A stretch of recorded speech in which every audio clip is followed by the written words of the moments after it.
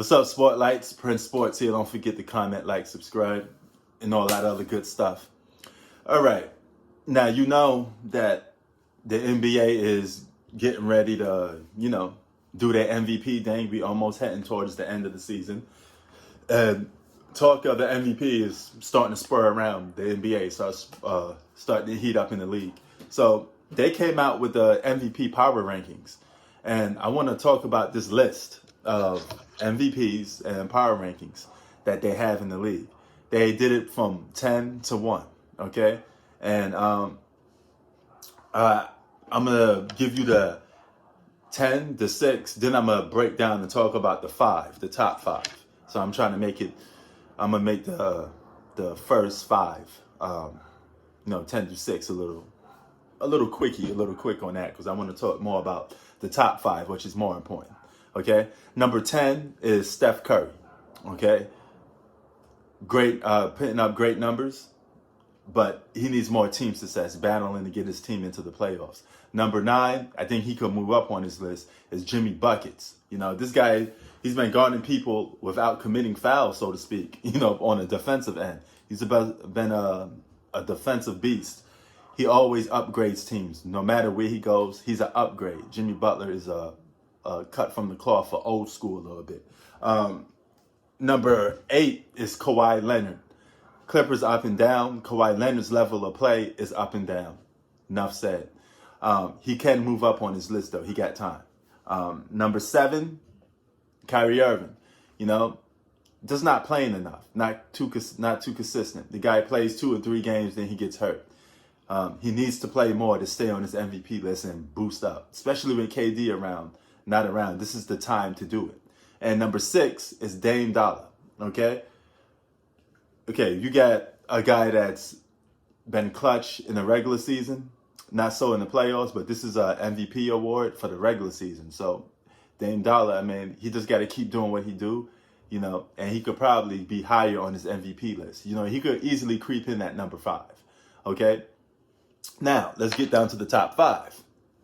Coming in at number 5 for the NBA power rankings for MVP is none other than LeBron James.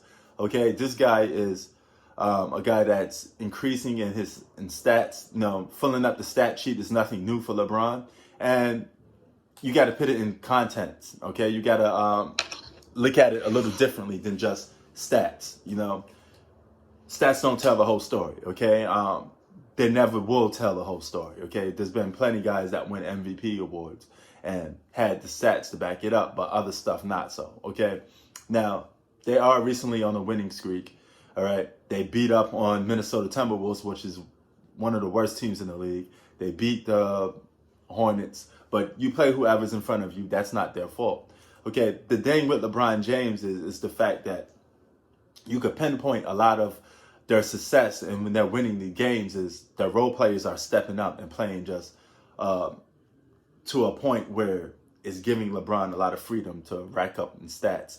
But a lot of these stats they're not closing stats. They're not stats that devastate the team. You're just ranking up the numbers. And first and foremost with LeBron, you got to beat elite players because he's such a veteran that he has to play against guys that's considered in the top 5 defensively and offensively. Go at these guys. That will make your case for MVP a little more than just doing it against role players. Okay, LeBron's he's guarding role players. He's beating up on role players. He's beating up on guys he's supposed to beat up on. But let's see you do that against a Kawhi Leonard. Let's see you do that against a Kevin Durant. If you could do that consistently, then the MVP is yours. But you have to beat the top players. That's his biggest problem. All right. Number 4 is none other than Joel Embiid. Okay, a guy that I think could have moved up in this list. Joel Embiid definitely could have moved up on his list, but injuries keep killing this guy because there was one point that he was number 1 on his list, but injuries already booked him already back down. Number 3 on his list is Giannis Antetokounmpo, a guy that won it 2 years in a row and won Defensive Player of the Year last season. His team is up and down. They're like a roller coaster, but he has the numbers to back it up. And he's young and he's willing to guard the best players on opposite teams. And he's willing to do that individual matchup thing, But They got to just win a little more, and Giannis has to be a little more dominant. But same way he was dominant last season, because Giannis was always one of the main reasons they won games in the regular season, because he was just so dominant. That's what those other guys on this list need to do. Number 2, all right, is surprisingly the Joker, okay? You know, from Denver Nuggets, okay? A lot of people didn't know he'd be on his list, but he is on his list. He's right behind Joel Embiid, or probably nail shot for shot best center in the league. You know, he's one of the best playmaking big men in the league. He can average a triple-double. I don't take triple-doubles too highly. You know, it's not something that I'm going to jump up and down for. But his triple-doubles come in a little more impressive, I guess, because they're within the flow of the game. And he's not the primary point guard. You know, he's a guy that just gets it within the flow of the game. So that's somewhat impressive. Now, number 1 is the guy that's on the team that's on a hot winning streak. That's James Harden. Okay, he's ranked number 1 on his list for MVP.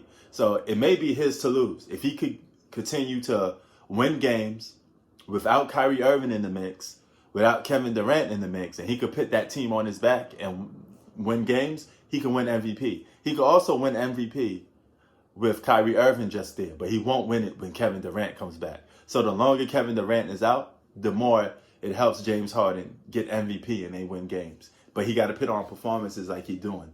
You know, he's playing like, you know, one of the hottest point guards in the league, and that's not even his position. But he's doing it, man. You know, I think he's leading the league in assists, right?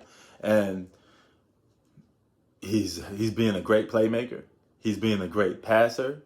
He's being a great scorer. He's doing everything you need to do in the regular season to win games. See, unlike those other 4 guys on this list, so to speak, James Harden is a devastating player when it comes to winning games. All of his numbers are coming in devastating moments. That's the difference. Prince Sports out. Peace.